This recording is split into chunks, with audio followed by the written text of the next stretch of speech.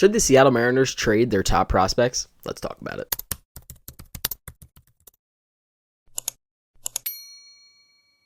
So as most of you know, there has been a lot of discussion about what the Mariners are going to do at the trade deadline, and there has been some disagreements on whether they should get rid of certain prospects and maybe who are some guys that they should really hold on to and called the untouchables. So Jeff Passan also did stop by Seattle Sports to discuss the Mariners, and he said that they are in go mode this trade deadline. And there was even some quotes from John Stanton, which you take with a grain of salt, but there are some quotes basically him saying that the Mariners do have the resources to go and get some big players during this trade deadline. But of course, what's going to come with that for trading for big bats, besides obviously taking on their pay, is that you're going to have to get rid of some top prospects that you have, and the Mariners have about 7 in the top 100. Besides the Mariners, I believe it is the Orioles and the Rays who have the biggest abundance of position player prospects that are really, really well known within the system. Shout out D-Train over on Twitter for putting this tweet together, but Baseball America announced their June refresh of the top 100, and 7 of the Mariners are in it. At number 15, you have Cole Emerson. 37, you have Cole Young. 47, you have Harry Ford. 49, you have Luzardo Montes.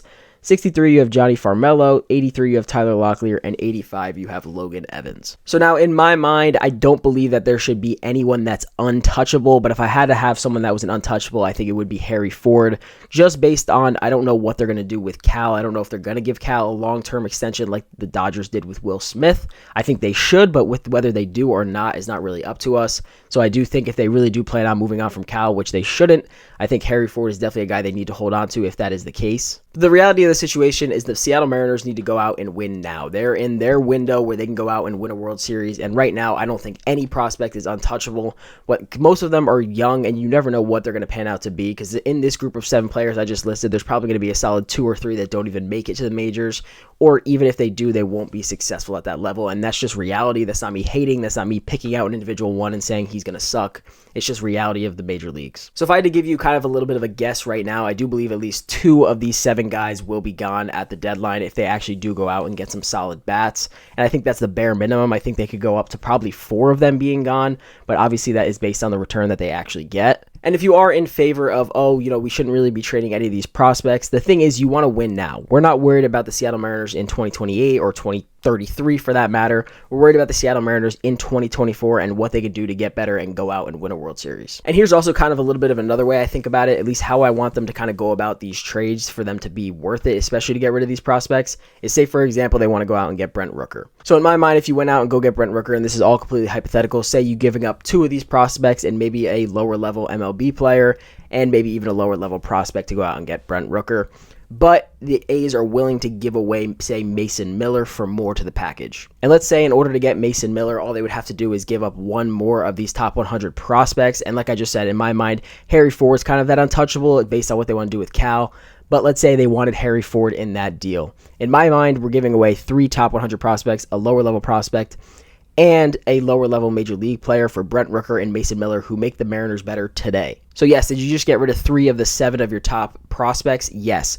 But you literally just made the Seattle Mariners that much better today and go out and be able to go compete at a higher level offensively from the pitching standpoint and allow them to go compete for a World Series. So for the people that say you should go out and really prospect hug and not really get rid of some of these guys because they may pan out to be something, you can't really play the game like that. That's not really how the cards are dealt. A lot of these guys may not even sniff the majors. We're just hoping and kind of based on their hype and their level of play that they can make it to that point at some point and be successful at the major league level. But when you're the Mariners right now and you have your best shot to go compete for the playoffs in these 4 to 5 years, this is the time to go out and get solid bats and get guys that can really elevate this team, not just from a prospect standpoint. Now, I do think there is definitely some restrictions with that. I do think if you're going to go out and just get an average bat, just kind of a guy that has, a 105 WRC plus and has a 2 WAR type thing, I really don't think you should be getting rid of a lot of these top 100 prospects for someone like that. If you're really going to go all in on it, you need to go all in on a guy like Brent Rooker or Luis Robert or Vlad Jr. and Bo Bichette. That's really what you kind of really just need to go for. I don't really want to give up, 2 top 100 prospects for like an Adam Frazier or something like that kind of player who's just average kind of to me across the board. That's not really worth it to me. I think if you're really going to get rid of these guys, it's got to be for someone worth it. But at the end of the day, it really all is a gambling game. You don't really know what prospect's going to turn into what.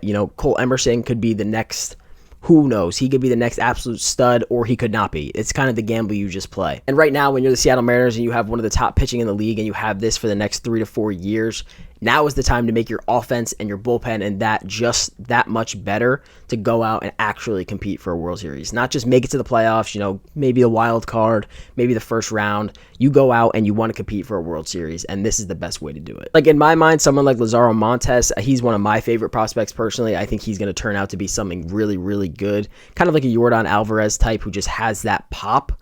But I do think that if you're going to go out, I believe he's 19.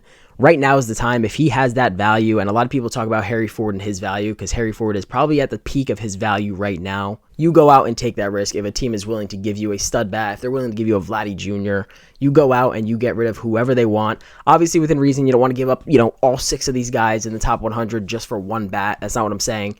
But these guys are at peak value. You don't know what a 19-year-old's going to be in 5 years. He could be out of the MILB for all that we know. But that is definitely something interesting to think of, is that Harry Ford is at the peak of his value, especially in terms of trading. So that is something that the Mariners are going to take into consideration because, if they can maybe not have to get rid of another top 100 prospect because Harry Ford's value is that high, then they're probably going to do it, and then they'll end up signing Cal long term. But yeah, in my opinion, I just think for you guys that really want to keep these prospects and not get them, I get your mindset, but at the end of the day, we're focused on the now. We're not focused on, is Cole Emerson going to be a stud in 5 years? We're worried about, are we going to win now? Who can we go out? What bats can we go get? And who can we get rid of in exchange for those bats? And again, this isn't the first time the Seattle Mariners have built up this farm system to be what it is now. They did this back when George Kirby and Logan Gilbert were in the farm system. They can do it. They can rebuild. It's just, I know it's painful sometimes because we follow these guys and we want to see them succeed and eventually make the MLB team. But at the end of the day, we need to do what's best for the team now, not in 5 years. So please let me know what you guys think and maybe some prospects that you think maybe are untouchables. But like I said, I don't really think anyone should be untouchable.